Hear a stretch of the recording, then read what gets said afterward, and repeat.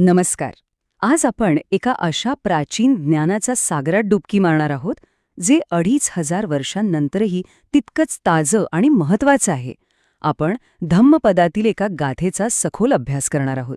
आणि हो, ही गाथा म्हणजे केवळ काही शब्द नाहीयेत, तर खरं सांगायचं तर आजच्या या धावपळीच्या जगात जिथे माहितीचा महापूर आहे आणि वैयक्तिक सचोटी टिकवणं हे एक आवाहन बनलंय, तिथे स्वतःचा मार्ग शोधण्यासाठी हे एक शक्तिशाली होकायंत्र आहे.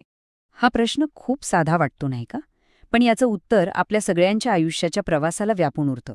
आपण सतत इतरांना सल्ले देत असतो, त्यांना मार्गदर्शन करतो, त्यांना बदलण्याचा प्रयत्न करतो. पण ती अशी कोणती व्यक्ती आहे जिला शिकवणं, जिच्यात बदल घडवून आणणं हे जगातलं सर्वात मोठं आव्हान आहे? जरा विचार करा यावर. उत्तर अगदी सोपं आहे. स्वतः आपण.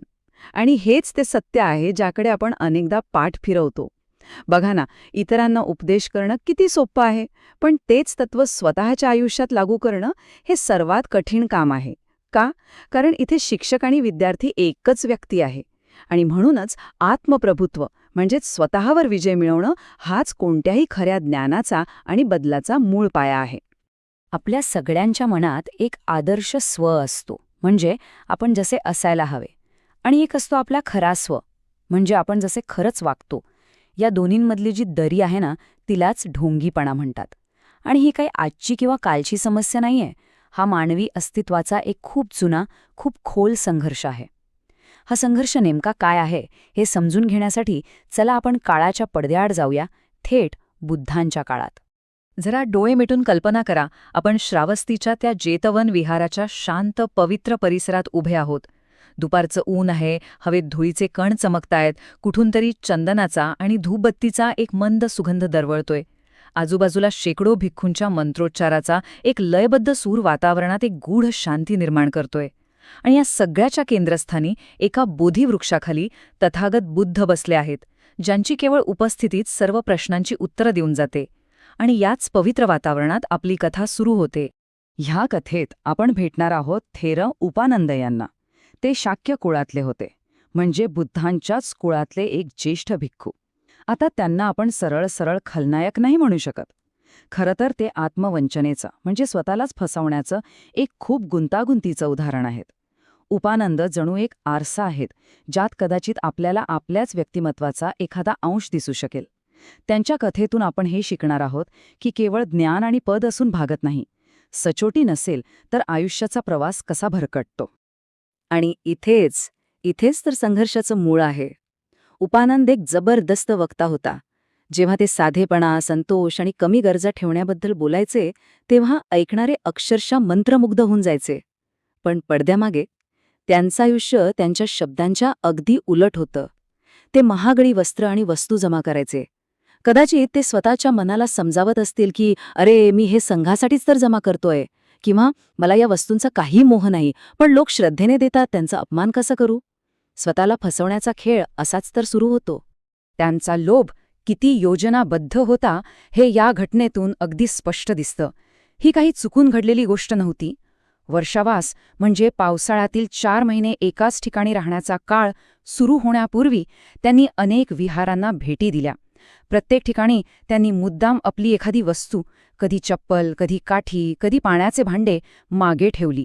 का? तर जेणेकरून वर्षावासानंतर जेव्हा वस्त्रवाटपाची वेळ येईल तेव्हा प्रत्येक ठिकाणाहून त्यांना त्यांचा वाटा मिळावा.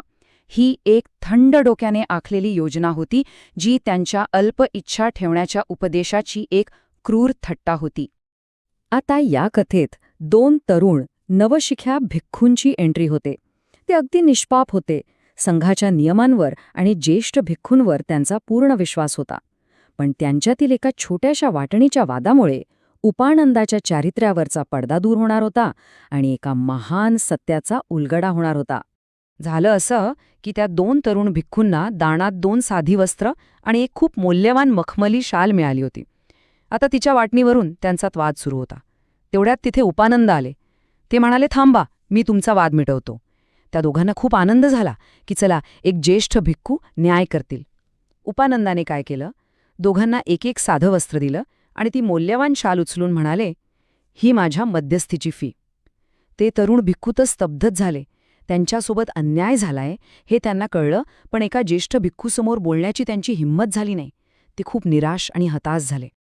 जरा विचार करा त्या तरुण भिक्खूंच्या मनस्थितीचा. त्यांची निराशा केवळ एक शाल गेल्यामुळे नव्हती, तर एका आदरणीय व्यक्तीच्या वागणुकीमुळे त्यांच्या विश्वासालाच तडा गेला होता. पण जसे ते बुद्धांच्या जवळ पोहोचले तसं तिथलं वातावरणच बदललं. बुद्धांची उपस्थितीच अशी होती की तिथे कोणताही खोटेपणा, कोणतीही अशांती टिकूच शकत नव्हती. त्यांच्या मनातील वैयक्तिक दुःख आणि निराशा कुठेतरी विरघळून गेली आणि ते एका विशाल, शांत अनुभवात पोहोचले. त्यांनी घडलेला सर्व प्रकार शांतपणे बुद्धांना सांगितला. बुद्धांनी उपानंदाला बोलावून घेतलं आणि त्याला घडलेल्या प्रकाराबद्दल विचारलं. उपानंदाने सगळं कबूल केलं. तेव्हा बुद्धांनी त्याला फटकारलं नाही किंवा शिक्षा दिली नाही.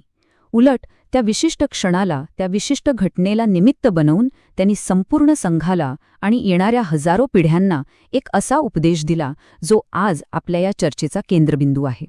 अत्तनावपठमं पतिरूपे निवेशय अथन्यमनुशासेय नखिलिस्यय्य पंडितो. किती थेट, किती स्पष्ट आणि कालातीत संदेश आहे हा. इतरांना मार्ग दाखवण्याआधी स्वतः योग्य मार्गावर चाला. दुसऱ्याच्या घरात दिवा लावण्याआधी स्वतःच्या अंतःकरणात प्रकाश निर्माण करा. शहाणपण हे केवळ माहिती गोळा करण्यात किंवा सुंदर प्रवचन देण्यात नाही, तर ते आचरणात आणण्यात आहे. आणि जो खरोखर पंडित किंवा शहाणा आहे तो अशी कोणतीही कृती करत नाही ज्यामुळे त्याच्यावर निंदा करण्याची वेळ येईल. चला, या गाथेतील काही महत्वाच्या शब्दांचा अर्थ जरा खोलात जाऊन समजून घेऊया. पहिला शब्द आहे अत्तानं. पाली भाषेत याचा अर्थ आहे स्वतःला.